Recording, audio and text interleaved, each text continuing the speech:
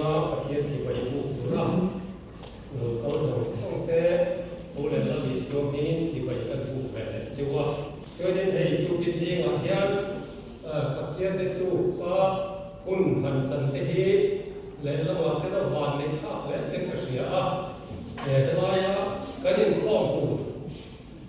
kun ko ta hian mun kui la ko pre ka ra te koi kan kun kan kong lu thia tin ko chu har san na bang te koi kan kong lu thei ko ani chu mai ba ka har san na tu rang wa tin chu ba te len hei ta ka ma ni ko na ni anga ka dan kong thei te hi pathian ne ko ka te chu lo le ni ka sia a lo wa te ko ki ho se ole tu da hian pathian thu kan chia na thiên cần mai chào và sẽ được sử dụng sổ chúng giao sổ là sổ của phật thú thiên thì dùng mai trái là chứ mình nói sẽ được sử dụng về cũng sổ của giao sổ của sẽ đi cho ở đây nó sẽ được tổ túi dùng mai trái không sẽ được sử dụng sổ của chúng giao sổ lệ sổ của phật thú thiên thì dùng mai trái không thì chuan nó là chú ở đó là gió có lòng phân gió chuan gió đất phái gió chú lân phá vận động ai cũng ta rắm thì đó quý tâm đó ông chính đó anh đi thì lân phân sử dụng để ông ra qua anh đi chia qua khá anh xí chứ thì chuan lúc đó chuan dấu tân phái dấu chiếu thằng ta đến lúc đó chiếu chắc lắm mà chiếu ai sợ đó đến thì chiếu anh đi chân ta ôi đồ chiếu rất là ngon đấy après mà chiếu cái nào đó chiếu mà lúc đó chiếu phái dấu của thì chiếu mà buồn thì chiếu sử dụng các cái in sử dễ là thì chuan sử dụng cái chiếu lót ba cái mũi nó sẽ taka suộc xuống lệ mình xuống anh đi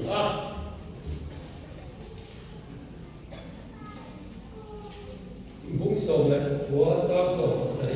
ở trong những điều kiện thông thường in thế thì anh đi bỏ ra anh chuối xuống nụ chuan in luôn nó tụi là chuột rồi in lúc lòng với siêu la hai số là để yên đinh hệ siêu ta là số ta được chứ thì lòng chuột thì vô lòng ta nghe thì nhưng mà sẽ là lúc là siêu anh nghe là cặp u siêu ông siêu mình sẽ ngoài để ít chia hồ hiền ít mịt anh chúng ta năng in ít giàu mình ta siêu ít thì là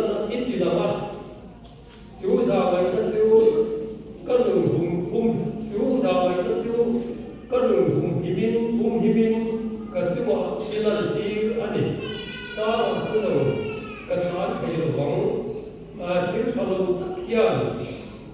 nếu năng in các thị xã nghe các thị lâu có được chú các người khác cái con đi sổ sổ thế ôi là hết một lại có vẻ là nhà chúng tôi thấy gia đình cần có vẻ lại thế cả thế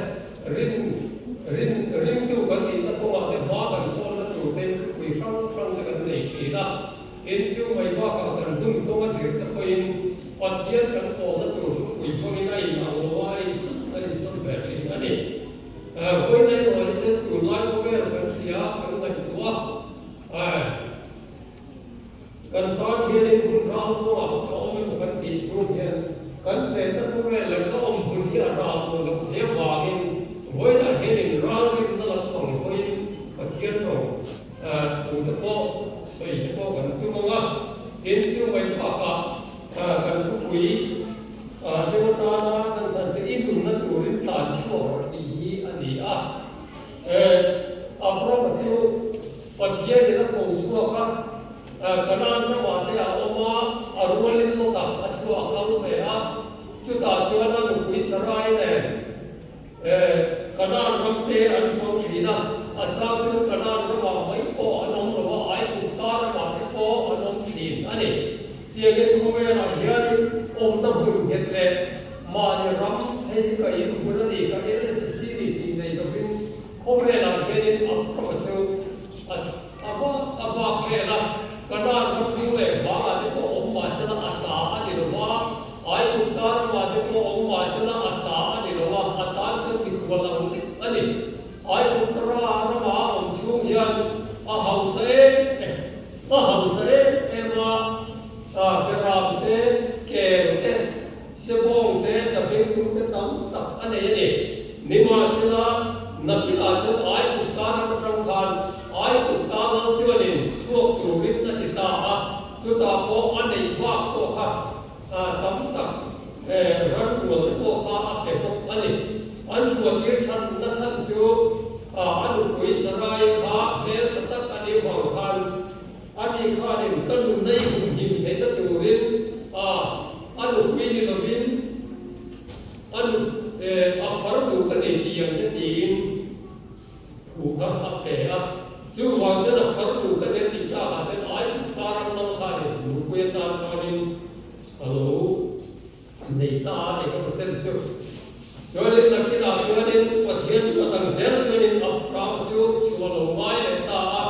ไอ้คุณตาเราต้องเดินทางปอดจวนสลายปอดชูอัชวกเบเพราะว่าจูบีอัชวกขนาดรับนักแข่งเล่นจวนลดอะไรอัฟราประเทศชูก็ขนาดนั้นนั่นองค์อันเดียวอันนั้นอัชเชียโนเตเลอัฟราฮัมเชียโนเตอันนี้ไงสโลว่าอันนี้เดียวโอ้เชื่อเลยรันสันติวัวที่เขาขาดคุณนั่นเองที่ว่าอันตาขาดนั่นองค์นะครับอันนี้ตลอดอันนี้นิมาสนั้นนักกีฬาชวนขัดเยอะอินท้าวถวยอินเร่งลงซึ่งเร่งลงแล้วอมเหลวไม่มีหลงกันอัฟราชวนนี่ฟุตบอลเสียมาวันเด็กนั่งเล่นเกมชูน้ำกันเลี้ยงกันน้ำไม่เสียวันนั้นเราเห็นนี่เสียหมดเลยก็เสียหมดเพราะอินท้าวสุดเสีย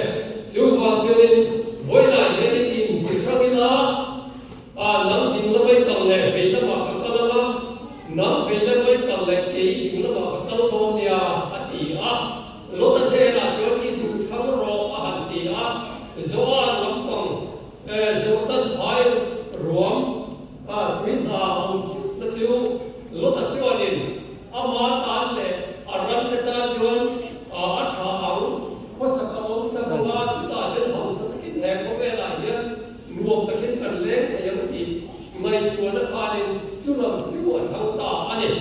ชวนอินอับราฮัมเองว่าสุดที่รถกันนานแล้วว่าชวนก็เลยถูกว่ากันนานแล้วว่าชวนผมพูดเฟ้เฟ้นักกีฬาชวนสักเกียร์ดินอับราฮัมชวนหันตัวดาโรอันไว้เฟ้เป็นอัติยาเขาชักลำอันเด่นเป็นอัติยาเอ็นะชิมลำอันเด่นเป็นดีนะเอ็นเนี่ยเขาทำอะไรดีนะมาลำเอ็นเป็นหกอันนี้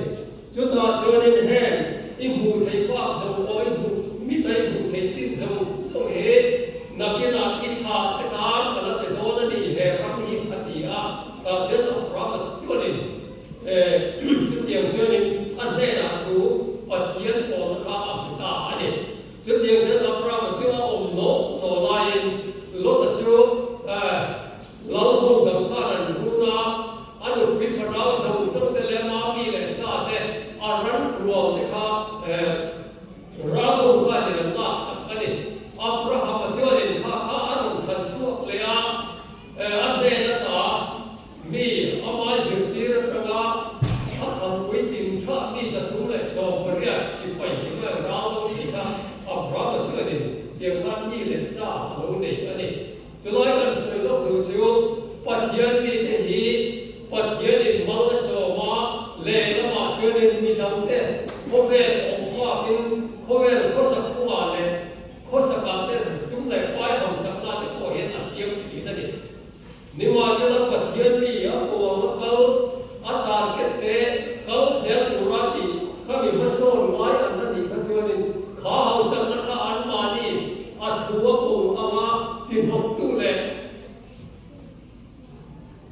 ที่ชวนนกตู้นี่ชวนอินอามาโซนนั่นก็ข้าปัจจัยนี่อันดีสักเลยไว้เสียนี่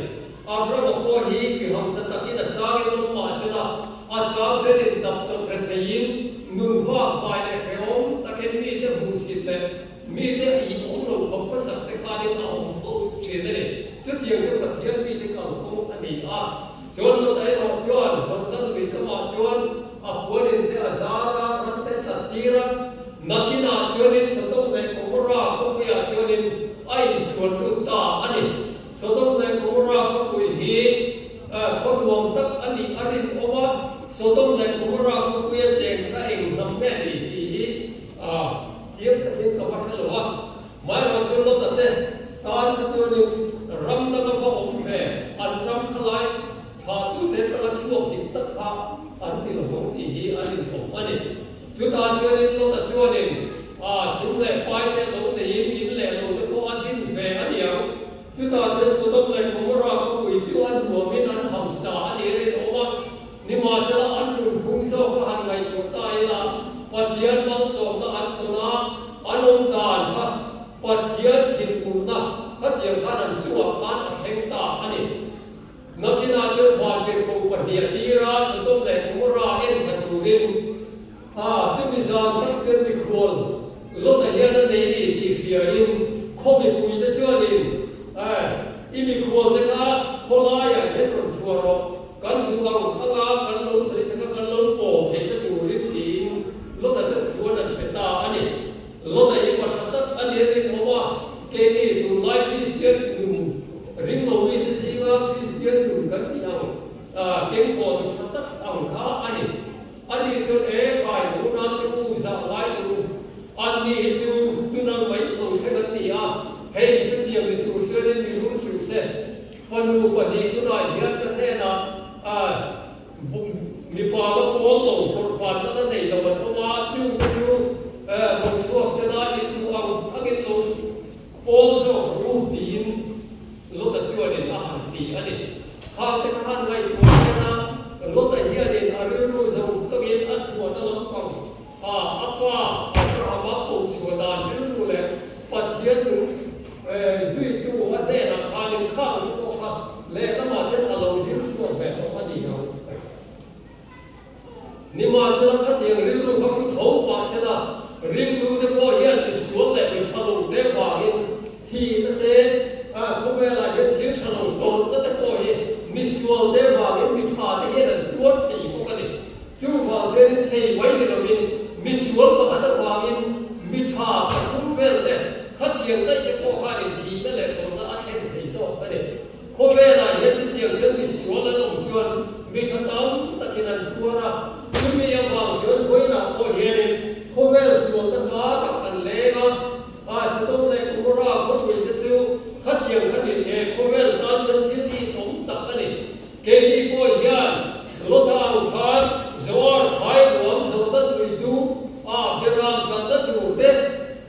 tham khan cái gì có gì cần lệ cái gì nó thua thế cần xuống đồ nó thua thế tin chú mấy qua cả buổi xuống này phải cần hủ nó cũng chủ ra cần thằng tâm dùng cái có ý hàng ngày của đèo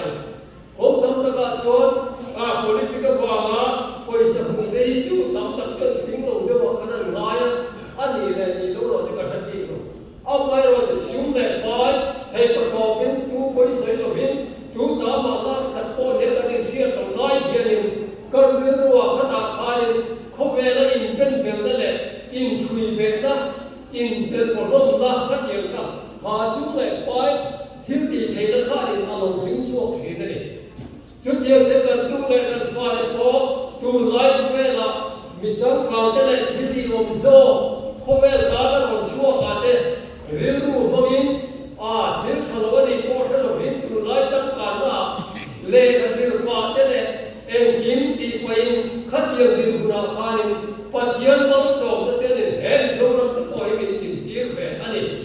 chú nói chuyện mà đi xuống của em thì học sinh đấy mua ống đồ vậy là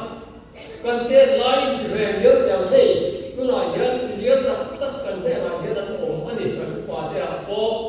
chú không gì là có đâu anh đâu còn lại phải chơi không về thì cần có một quý nó phải hành tiền tập tiền nu ho bin me chi hian tu la de ko ni se la jin da la ve la ko wa tu yan joya tuyan joy mai wa ka buan dega sukinan dega rabu ta da chene nan dega tu tin chuni ha an den khani khata ei so ta chene nu le wa te te ro bola an so soka ha chu na han da tu ve la chone fe tu nan diam le we le khat le ko ve la ni tu wa chen ha le wa chen na tu lai ku ve la na han ei tu ra han nam fa ha on thai ve ani in le lo ni se la ma ra in ta lo ni na mi in kun kun ve la tu ma fe la ku ni na chen sa sa te lo wa tu diam ko ve la che ke po chiu an diam kan kan tu wa che po he tu diam che le kha lai ku de han mai ko chu tu lai ku ve la chu kan bi le ku de fai sa re ni bia ra an o mo na ki ku ni tu ra ye tu lai ku ve le kan che na dia bu ni se la de na lai ko lo tui ni se la choi lai ko lo đến chưa mấy qua các cân tụi mình kiếm chịu hà đâm ta khi cần thế là phát triển khai lên ở đồng luôn tụi phải thế để cần có sẵn cũng có không dễ mấy lần sẽ in đây này có sẵn vốn nghề ta cái rồi chứ mình chúng ta là khá là điểm thế rồi chứ mình học sắp đến thành tội hiện ngày tuần là tâm mà ăn bùa ya ăn biêu bùa họ em ăn không phải học sắp đó là học chơi chưa cần thiết đồng nghĩa là nông sắp đó là anh đâu có nhiều cái chiến nông thế hisab ta khat hisab ta kitaba chuwa di kama cheni ni thabak to ko ni sala a jo in khat yang sa ni ma ru la chak to chuan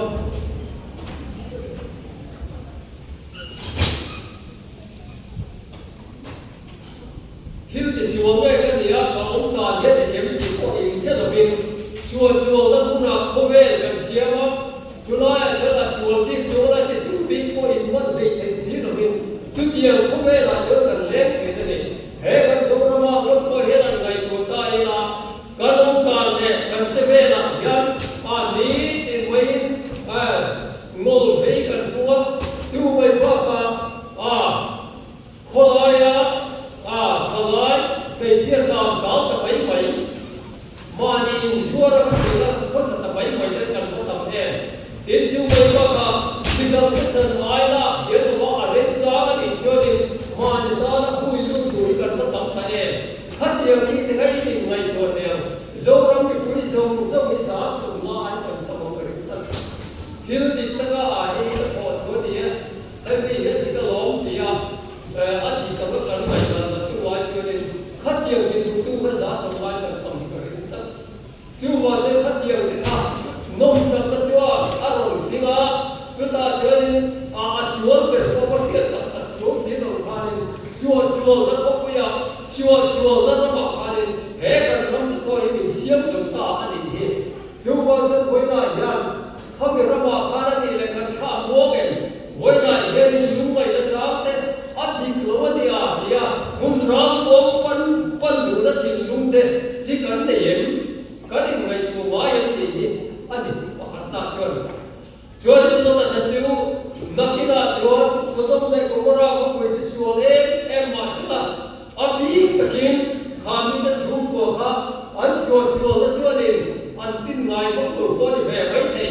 ni ma sila pathian ti van ti ko te lum sa na chang chuanin ko ko dang lam ka ve an sual je chu ta khani na ro lam ta ke ni ko ya en chi na tu le kan ta na chatu te hianin pathian den van ti ko te ro dir ve ta se la en ti ya kan tiang le kan lai sa ko to wai ti sin ko la ya chu wang chuanin ma ni to ka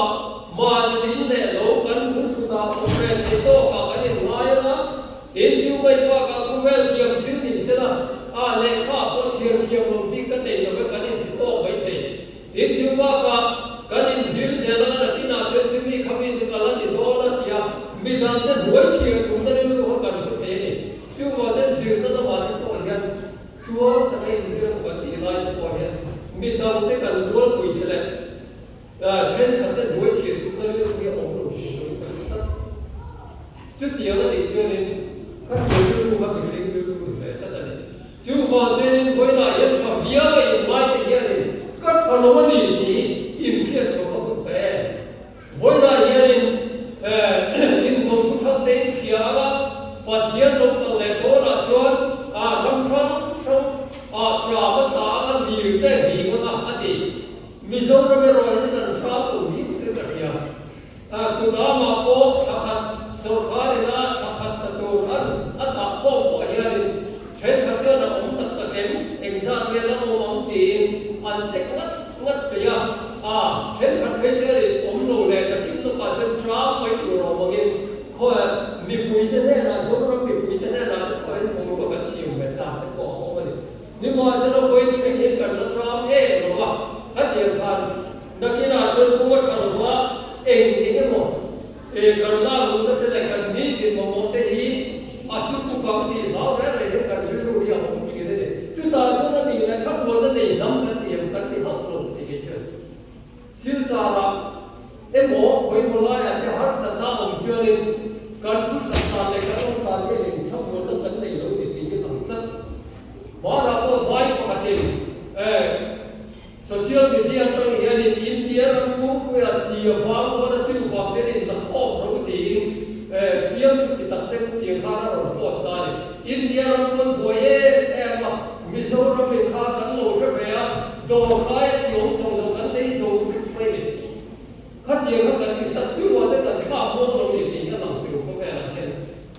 đến cái ông ta dù là lớn bao nó này có đi sẽ là mình ở đây thì sẽ cái ấy về thì bây giờ và cả cái con chú nó đi chơi đi và thiên nó vào trên tận ngay mấy chú nó lom thì nó biết được qua khát nhiều nó cần biết được cái gì sổ kinh nghiệm cũng có xin chào là con ta nó đi với nó ông đốt để vào thì ruồi là tổ khai cái đó là sẽ đó nó đi là lo cũng đi mà cái tổ nó là chiều cái khác xin tổ nó bảo thế chúng ta thì biết cái này rồi khát nhiều nó cần cũng sẽ đây chúng ta chân quay lại là visual để vào cái cảnh sản của cái trò để con tổ nó là thì nó một bốc lồng chú ông chú rồi chú vào thế nên ta siêu cái chùa cái khuôn quỷ nó vào chùa cái xe đi chú nó vào lòng nó cái sầu lai chú người thì mà còn chú cái kia cái lò cái cùng lên là gì thì tổ và Isu Christa ông nó ra cái siêu cái trong thì là na chùa chùa mà thì na nó đi ta cái đại ông lô thì nó bị quy định chứ mà sẽ cầu nó là ông lô tham nguồn chú nắng bọc ngoài sẽ thành ta trong cùng này na chùa cùng tâm tất cả bộ sân tổng đủ qua mà vậy là mình rồi về thế nên em khi mà cái em khi mình đi đâu qua nắm vào phát triển lên thì giải của phát triển nó là một số ta này phát triển khi chúng ta mua đi chứ mà rất vui nào có gì nên vui đây không thể hiện cần phải đi đâu đi xem đồ hóa cần phải so nào thế hết sản thế đâu xem đồ cho nên phát triển lên chúng ta cái xem tôi lên tuổi thì lúc cái cần phải về của phong vi của em chứ mà trên phát triển cũng không phải về chứ mà ngu hết sản của những số là cũng tuổi là mà các để thì ai thì chúng ta mà cho nó là giống sẽ là mà sẽ là người thì mà ô hay là cũng rất quay đi chứ mà sẽ đối nào có hiện cần cầu cũng thì không về thì nào chuan thiên cái số là mà ôi ngoài là số là cũng quý lắm cần không là để thì ấy là lớn quá làm với này hiện hồi tôi là cần lúc tái còn là cần hun tôi là gì rồi nó vào in sẽ thấu quay là in gì nó để làm nên là hun đấy cần để luôn có lắm việc không về chứ còn cho nên với lại cần hình là cho nó đi xuống Christa anh đi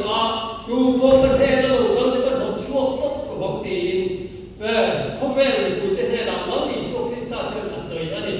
dù mà trên các sự thì nó thành thế này ở sân nó lại theo nó thành thế là cả ô cần cũng quý lệ cần bên sur chu nó đi xuống Christa có thiên đường khá đi đến chung quanh qua cả thà nào con thì nó chung lệ tham quan nó có đây nó biết có hôn hi lâu to ta sẽ lấy kinh nghiệm của gì ông lệ thì cây mua nó thì phong kinh tu lệ tham quan nó mình thấy tu cấp quan tu định tập chu nó đi xuống Christa đi anh đi cả với lại nó thay đi cái đó lệ Indiaและปากีสถานพออินโดนันอันพวกที่เสียแล้วนั่นสายเสียเอว่าเฮงก็ยินดีขัดที่ละเกณฑ์ที่ nisana darga pe khani ka hai ka anan ko fe a nima se la Pakistan ho ran non ho sia India jana ru to kina chha la ti ni la ko na khat ye khan ne chu wa je so khan ne so khan ko ya ni bu se to na thu lai ta kan se lo jo ni an ni so ko ye ta har e chu wa je ni ka hai ko ko ma se lan bo se la ka se chen rồi là nên đông lên làm được cái lắm thì có pháp thế lắm thế thì là cắn chặt đó lắm thì tận sao có lắm thì nó sợi thì nhiều lắm khắc nhiều phải đấy India cho nên operation Sindu là thì hay Sindu thì cắn xé là sao là nói xin anh nói thế hi vai nó không chịu bắt sao anh này kia nên anh sao là hiện là xin anh thôi à amma là chỉ bắt sao anh này là người lai chúng tôi ai cũng biết đấy adum pole có hiện một chuyện đấy cho nên anh bắt sao thì anh siêu na bắt sao này là anh đi khi bên này là trên phá sinh luôn phát cái này cái cả không có qua đi là đến dây chuyền bắt sao siêu tốt cái chuyện phát hiện có vẻ là anh làm chuyện đấy chút nhiều chỗ là em chỉ là gì abu là trên India này Pakistan in sông đàn nó có hi chẳng là chỉ định không có xa xa quá ya cần tên ai mà tên mình quỳ quá rồi cần ngâm lòng qua đi sẽ là chẳng là chỉ cần quan trọng cái cần sâu dây cũng sẽ mình cái rồi đi nào phan ta này khát tiền khát khổ rất là điều nào thì là hiện Pakistan nó mới rõ chưa anh mà đi Pakistan Allah ấy bây giờ mình phép thì tôi này chứ mà thế là sắp hè là anh sáng tôi đi lâu chứ anh đi khát tiền một cái sự mà ta anh đi một về cái gì khát tiền ha anh đi còn đi trong đi lâu quá cần xuyên một bên Russia là Ukraine thế này tôi quá chứ mấy quá cả Myanmar có si bay sông khá thì ta lưu ta cả khá mi bùi tên si bay này là đông tuổi thì xuyên bên phía ta ta khiến sông khá si bay thành đâu tiếng dân phơi thành in tàu na sọc đâu anh nắm sự thì đó là ra rồi nó không về cái này hiện cái sợi cài nó có cái mà đi nó cả Myanmar cái mà cho nên liền hiền không phải không bị liền những anh nó có khăn trên cái này cái mà mấy cái này nó sửa lên nó cần thì mấy cái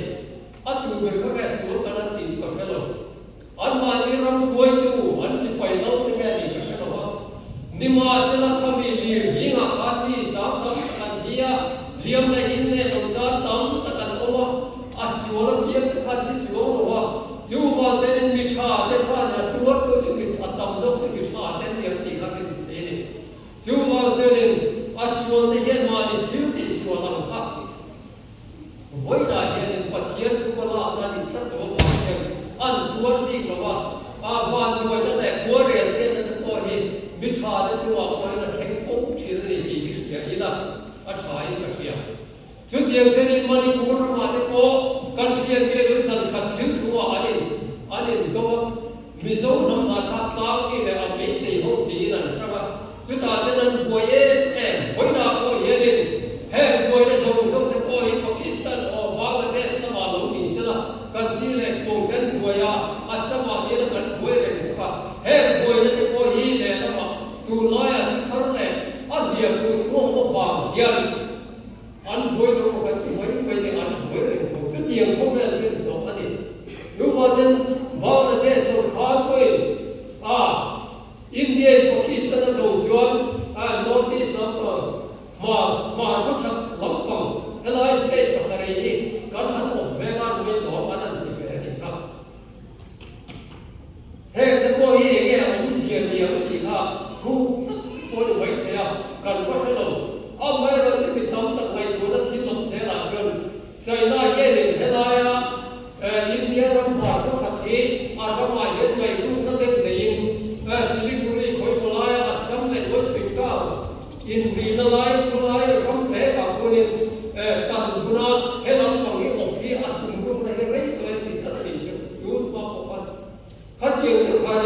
giấy là có cho nên là cho nó điểm của anh là bị về anh ấy khá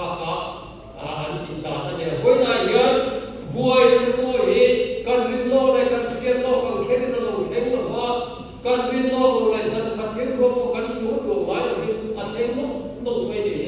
chú vào chơi với này hiện inun na turin ta chua pro thì lúc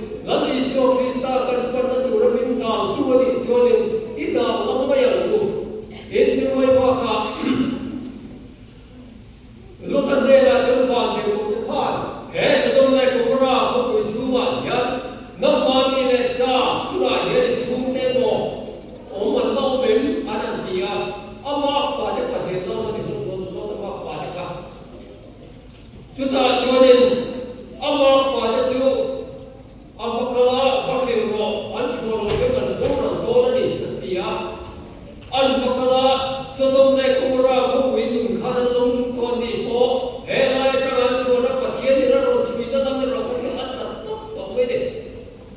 anh đi mà qua đây rồi chùa lúc ta chỉ muốn mong xoay yang cái cả anh lủng ngoài à chúng ta cho nên anh đi sang chùa cùng cái bộ khá chùa đó khoảng khá nên anh tổ về ngay đó sang chùa nó tụi nó có thiên nó có nó chùa chút nhiều chút để cái đi qua hiện nay của theo cần thiên tỷ lệ cần ông ta thế này số đông này cũng ra khóc quỷ chùa sát thế luôn nó khác tiền là ông chùa cái đi qua hiện nay khá không biết là khá nên có thiên là mấy thế luôn không biết cần là hiện nay cái của કોઈ mà ta không biết là mình không biết tu hiện nghe người này thì cái này người của tôi em thì rồi cho nên là cái là chùa chùa nó còn chùa là chùa ta rồi hiện nay nó là hồi phố hồi kiến lịch sử kiến thu bê cả lúc ta nó cúi chùa lúc ta nó hồi kia là chỉ không để là chẳng ta đi cái gì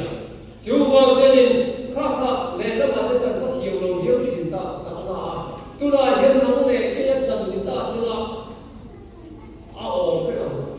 phần cái này tu không phải đấy cái sự đông này cũng là không bị còn lúc chúng ta phát hiện ẩn lâu mà để phát hiện người là chắc chú vào cho nên hôm nay nó này lấy là nó thì lúc nó sắp tập này à chọc chú hồi gì qua thì về mấy cái gì thì riêng thì cần chuyện gì chú vào chân với lại cái này hùng to mà chân khá lắm với hùng to mà chân chọc chú con với mấy là cần khi đó thổ thôi số đông này cũng ra cũng biết là lấy em bắt đầu nó cũng bị lòng chân tiến cần xoay này có chuyện là gì cũng không phải đúng không chú vào chân ăn tu này qua phần người kia qua mà chân chú của cái các bạn này người ta ăn thịt người cũng rất nhiều khác khá mấy người khác này cả cái gì thì cái chuyện nó hoàn toàn ăn này nó đồ hơi còn nó đi thì cái cũng rất là chú anh ta mới rồi chúng ta sẽ chú anh đi lần khăn mà thì cũng đã được quý chính không có khả chứa là thấy ta chưa được hiểu tất ta cái gì mà này ta còn được cái gì chú anh hiểu ta chú tiêu cái quay lại hiện tất sa này cái cô này thằng nào cái hiểu nó sẽ cần lấp lại Yeshua Christ cần quý cái thiên này thì